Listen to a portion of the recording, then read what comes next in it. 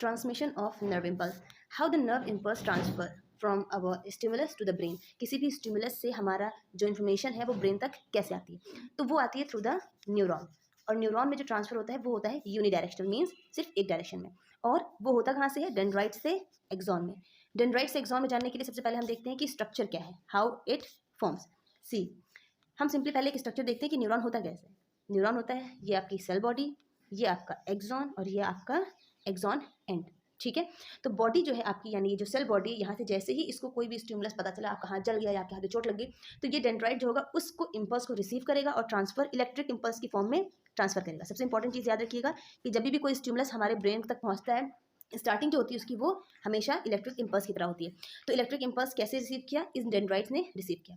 इसके बाद फिर वो ट्रांसफर होंगी एक्सॉन के थ्रू, और एक्सॉन से ट्रांसफर होकर वो पहुंचेंगे एक्सॉन के एंड पर। और सबसे इंटरेस्टिंग बात यहीं पर है कि एक्सॉन में जाने के बाद क्या होता है कि ये जो केमिकल इम्पल्स, जो इलेक्ट्रिकल इम्पल्स था, वो एक केमिकल रिलीज करता है जिसे हम बोलते हैं न्यूरो ट्रांसमीटर। ये जो न्यूरो ट्रांसमीटर है ये फिर रिसीव करता है दूसरे न्यूरॉन का डेंड्राइट, और इसी को हम बोलते हैं सिनेप्सिस। मतलब कि जो इलेक्ट्रिक इम्पल्स यहाँ से यहाँ तक आई, उसने केमिकल रिलीज किया जिसे हमने बोला neuro transmitter.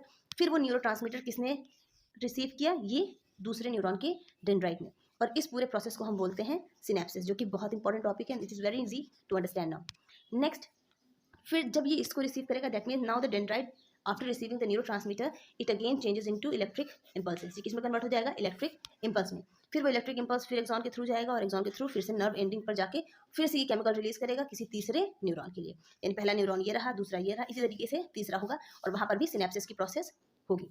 So this is how the information travels in the form of nerve impulse from the stimulus to the brain. Hope it is clear to all of you.